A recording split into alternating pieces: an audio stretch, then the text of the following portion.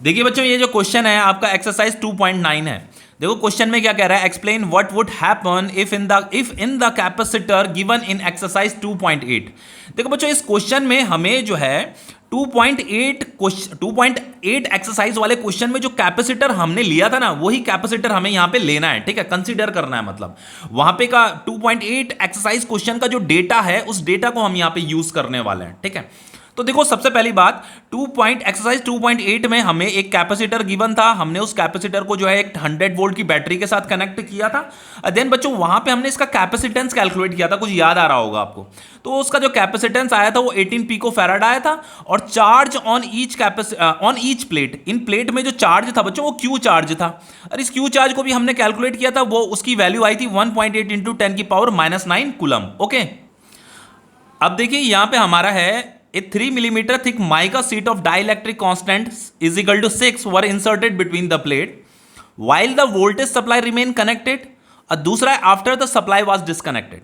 देखो हमें क्या करना है, एक 3 मिलीमीटर थिक माइका सीट को इंसर्ट करना है बिटवीन द प्लेट्स। ये जो प्लेट्स है ना, इनके बीच में एक 3 मिलीमीटर थिक माइका सीट को इंसर्ट करना है। तो यहां पर हमारे पास ये कैपेसिटर था, तो हमने क्या किया बच्चों, इसके अंदर जो है एक 3 millimetre thick mica sheet insert कर दी है। और उस माइका सीट का जो डाइलेक्ट्रिक कांस्टेंट दे रखा है उसकी वैल्यू 6 है। ठीक है, तो डाइलेक्ट्रिक कांस्टेंट का जो सिंबल होता है वो के होता है। तो के इसका वैल्यू कितना दे रखा है, 6 दे रखा है।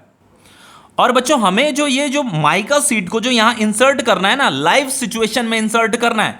कब इंसर्ट करना है, while the voltage supply remain connected. तो जब हम इस माइका सीट को इसके अंदर इंसर्ट कर रहे होंगे, उस दौरान बच्चों ये कैपेसिटर जो है बैटरी के साथ कनेक्टेड रहना चाहिए। ठीक है, तो पहला वाले पार्ट में तो हमसे पूछा while the voltage supply remain connected, और दूसरे वाले में पूछा after the supply was disconnected. तो पहले इसे सॉल्व कर लेते हैं। ठीक है, तो हमने क्या किया, इसके अंदर इसे इंसर्ट कर दिया, लेकिन लाइव सिचुएशन में इसे इंसर्ट किया। लाइव सिचुएशन का मतलब ये कैपेसिटर आपका इस बैटरी के साथ कनेक्टेड रहना चाहिए।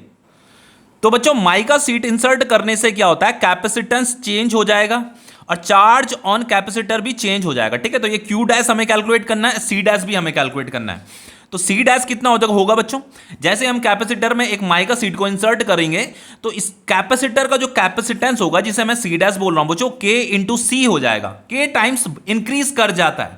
पहले बच्चों कैपेसिटेंस कितना था कैपेसिटर का, ये था कैपेसिटेंस 18 पिको फैराड था।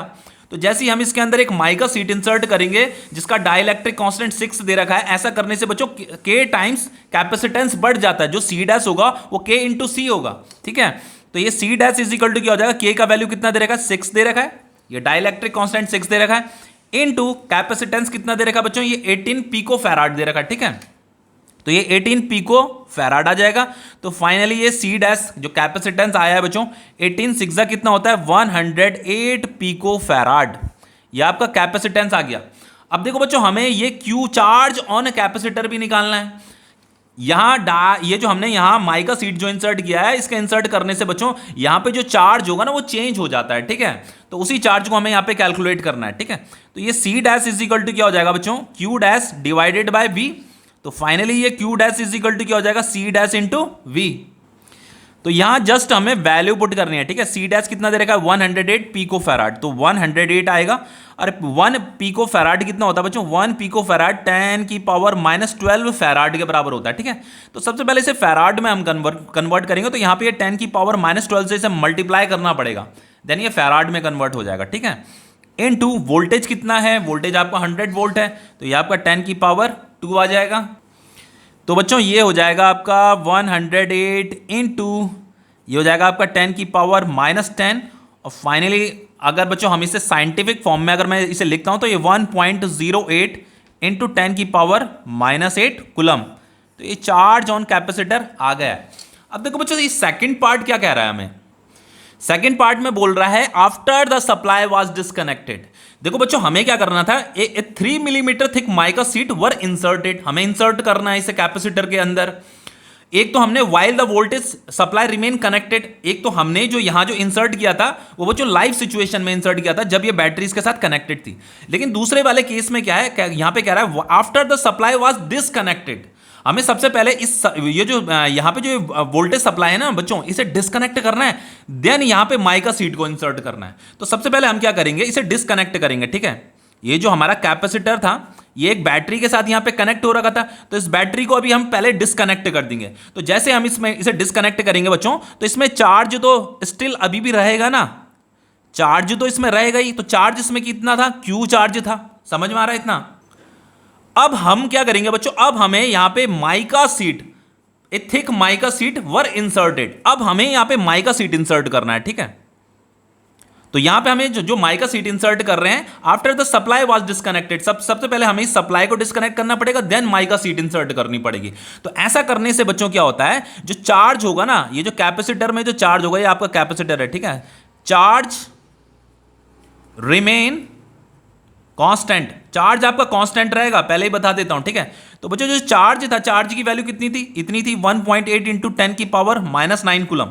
तो ये बच्चों इतनी ही रहेगी, ठीक है, इसमें कोई चेंज नहीं आने वाला। जो चेंज आएगा बच्चों वो किस में आएगा, कैपेसिटेंस में आएगा। कैपेसिटेंस हमें कैलकुलेट करना पड़ेगा, और बच्चों वोल्टेज भी हमें कैलकुलेट करना पड़ेगा, न्यू वोल्टेज हमें कैलकुलेट करना पड़ेगा, ठीक है, अभी बताता हूं।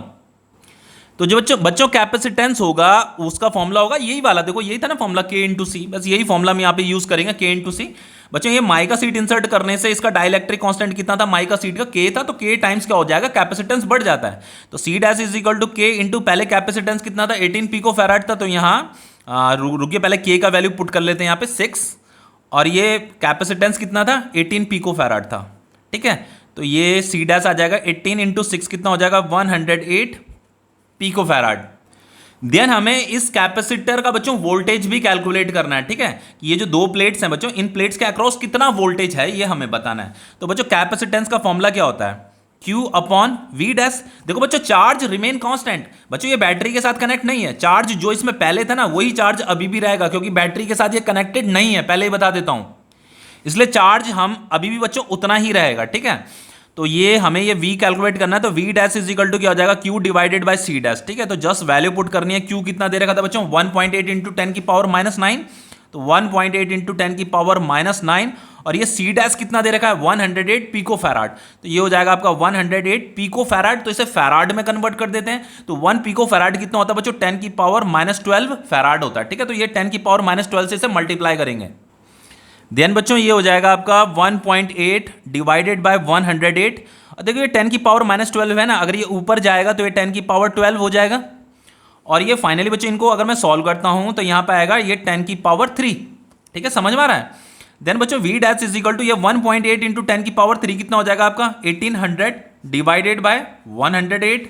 और जब आप इसे डिवाइड करोगे ना, तो डिवाइड करने पे बच्चों ये आएगा आपका 16.6666 कितना वोल्ट। तो ये राउंड ऑफ में हम इसे लिख सकते हैं 16.6 वोल्ट। तो ये आपका क्वेश्चन कंप्लीट हो गया है बच्चों, ठीक है।